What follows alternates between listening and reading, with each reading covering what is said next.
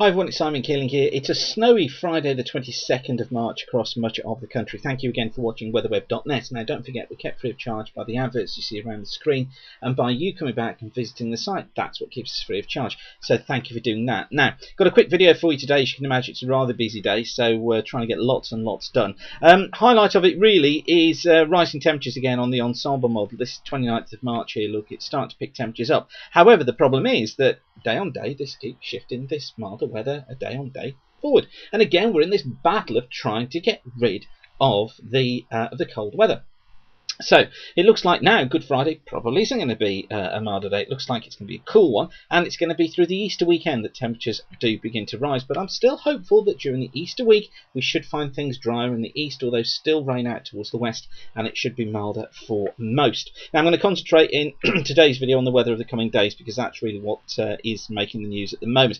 This is total rainfall from the GFS model, taking us up to 6 o'clock on Sunday morning, and you can just see how much rain there is. Look, particularly in this yellow and orange zone within here. Look, we're looking at rainfall totals of over 40 millimeters of rain, and you see here, look, that's a 90 millimeter of rain there. That's almost 4 inches of rain expected across southwestern Scotland, thanks to this brisk southwesterly wind.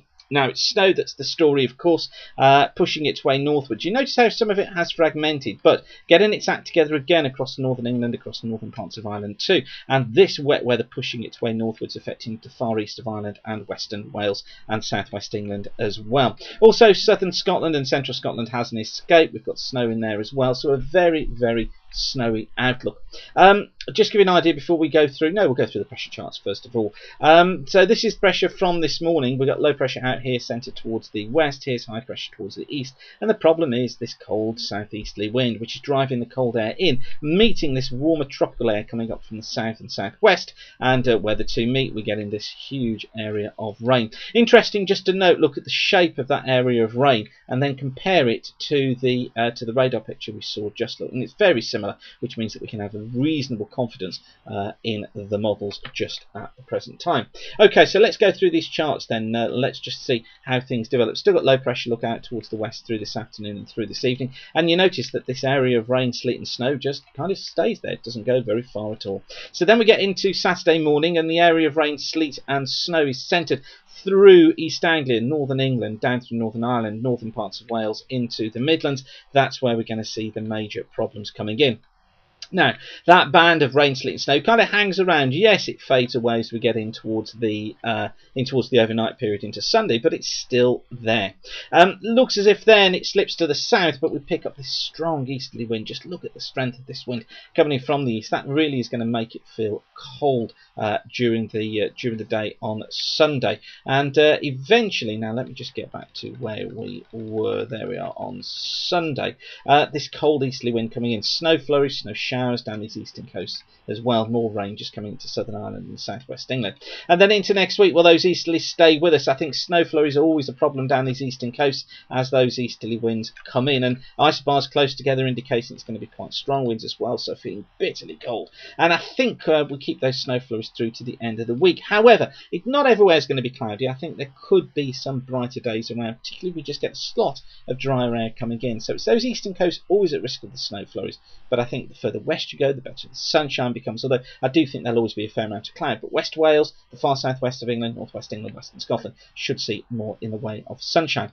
And then right at the end of the forecast period, look, this is into Friday, so this is into Good Friday, and let's see if we can find something good about it. High pressure out here towards the east, low pressure down towards the southwest, trying to get in again. Another one of these systems pushing up, look, bringing in these heavy periods of rain, meeting this cold air from the southeast. It could all happen again, that we get the rain come in, preceded by sleet and snow, but then we find that rain gradually turning into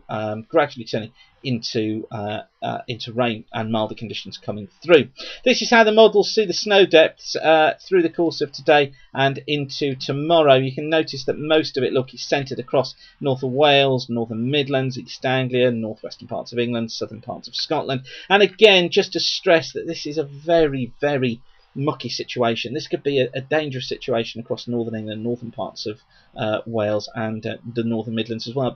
And part of the reason for it is that we've got rain and we've got sleety, slushy stuff, but The problem is that then doesn't take a lot if the snow starts to become more persistent to get snow cover building up on top of it. And I think that's going to be the problem. You can go from reasonable driving conditions with care to being absolutely lethal within 10 or 15 minutes. And I think it's going to be within that zone, North Wales, Northern Midlands, North West England, southern parts of Scotland, that really, and down into East Anglia as well, that really are at risk from that.